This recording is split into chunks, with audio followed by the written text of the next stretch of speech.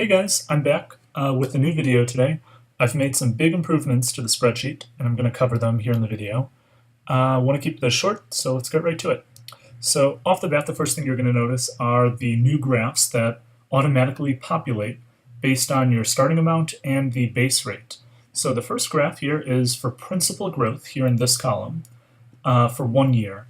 The second graph is daily interest amount, what you get per day based on your starting amount and based on your initial rate per year, or per your first year. And finally, a true rate comparison. Now this takes a look at the true rate you're getting based on your starting amount and based on your base rate. Now there's going to be two lines for each of these. One is the line for when you do an invest amount interval reinvest option versus just a daily reinvest option, right? So interval means at a certain point, you start to invest, you start to wait and not do reinvests until you build up to $1,010, and then you do an interval reinvest, so you get the bonus interest on that amount. Whereas again, you're not getting that bonus on these smaller amounts, but at least you're making them each day.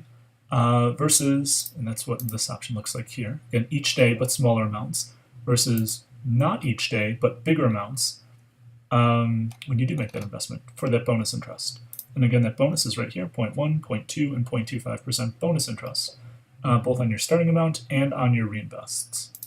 So if we take a closer look here, the reason I did this is I wanted to look and see whether or not you really do get a benefit from holding off each day and making these bigger investments, over time. So this is the starting amount of $5,000. And with an amount that high, you start to make these a little bit sooner. And the way I've set this up is that when your principal reaches $6,000, that's when interval reinvest kicks in, right? So you see here our principal is lower than $6,000, so I haven't kicked in the interval reinvest option with the spreadsheet.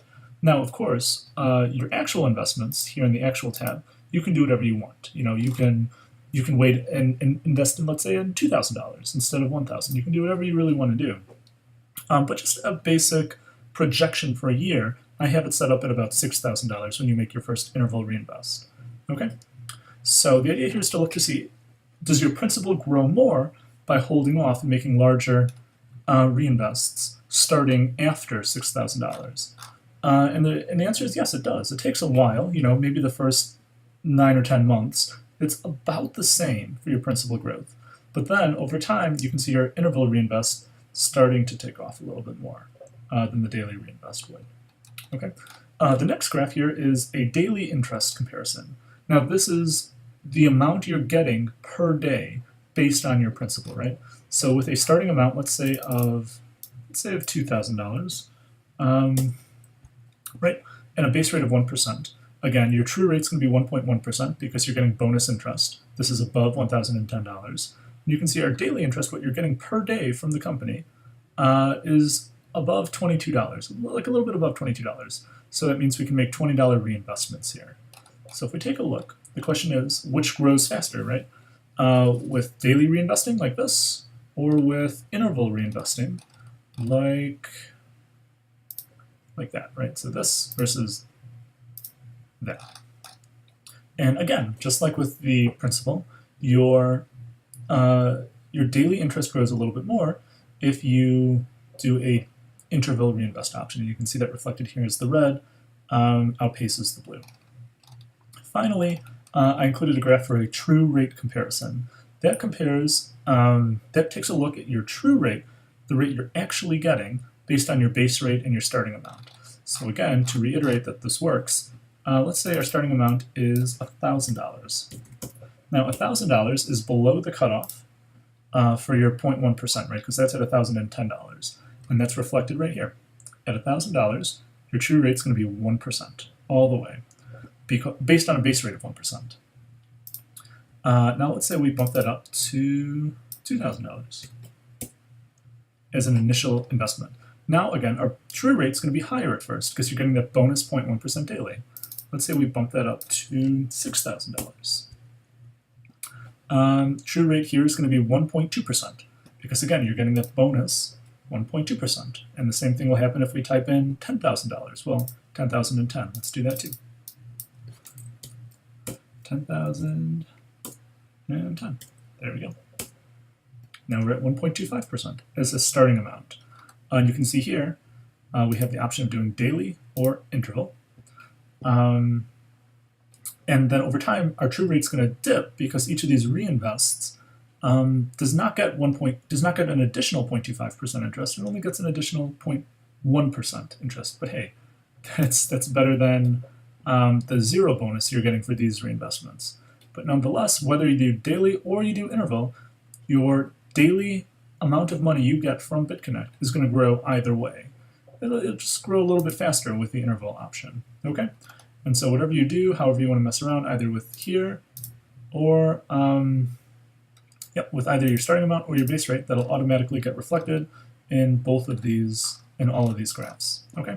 So I have that set up here for our Bitconnect tab. That's also set up for our projected tab as well, and they run independently of each other. Now, the starting amount here and your base rate for your projected tab is going to be linked to this graph right here, to this graph up here. So that's going to compare your actual returns to what you should be returning based on what you typed in. Let's see. There we go. Based on your projected starting amount and based on your actual rate. So our actual here, we set it 2,000. So let's make it the same at 2050. Is that what we have here? Yep. Okay. So here you're going to see it's going to be exactly the same now. Over time, it kind of starts to change based on what you actually type in your base rate, and then the true rate gets automatically populated. So let's talk about this page really briefly. Right, so you type in your starting amount, and then the numbers that you get from Bitconnect. Let's take a look, and you can see these numbers right here. You type these numbers into this column where it says base rate. Okay? True rate will automatically populate, so you don't need to touch this column. But just touch the base rate column, and it'll be, and you can type it right in. Okay? Now also don't forget you have to type in your day of a reinvestment, the time of the reinvestment, and the amount as well. Okay? So finally, the last thing I'll show you is the new deposit and withdraw option. So this option is going to help better track when you add money in or take money out. So let's say so we're starting at 10,000. Let's say we're starting at $2,000. Right. Here, let's say September 1st, you say, I have an extra $1,000 lying around. I want to invest it into Bitconnect today. How does the graph reflect that? Right. So you just type in $1,000, and automatically, now you're investing 1,030, right? 30 from your lending account. Actually, your lending account had 35, so you can use $30 there plus the 1,000, and now you're making a one-time investment of 1,030. And you see this automatically gets calculated. Again, if we go back to 0, it'll just say 30. Now let's add that 1,000 back in again. $1,030. One time. This will get the bonus because this is above the threshold for 1,010. And you can see immediately this is reflected here, here, and in your other graph. So take a look here. Let's say we started at 0. We're approaching $90,000 by the end of our first year with an initial starting amount of $2,000. So we type in 1,000 and look at how the graphs change. Suddenly we're approaching $140,000, significantly more money. As well, what we get per day from Bitconnect, that'll change automatically as well. And I guess for the record, so will your true rate. That'll change very slightly. You see it bumps up right here because you're getting bonus interest on that bigger investment. Right, so you see the little bump. Everything gets automatically calculated just by typing into your deposit and withdraw. So let's say 0. But let's say, instead of adding in $1,000, let's say, hey, you have $35 here in your lending wallet. Let's take $30 out. So instead of typing in 30, because a positive number would be adding it to Bitconnect, let's say negative 30, because that's what you take away from your lending wallet.